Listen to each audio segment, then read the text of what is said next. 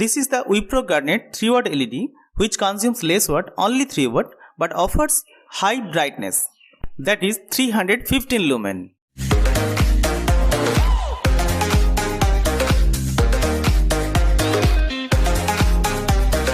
Now let's quickly unbox and review it.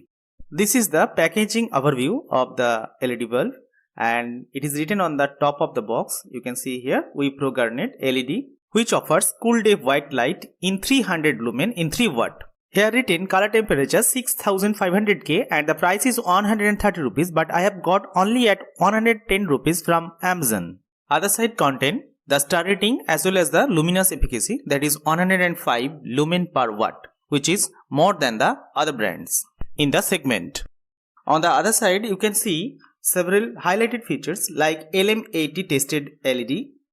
Next one is wide coverage, you can see here.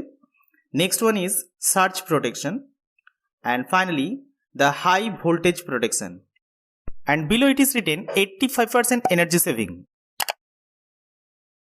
Now let's open it.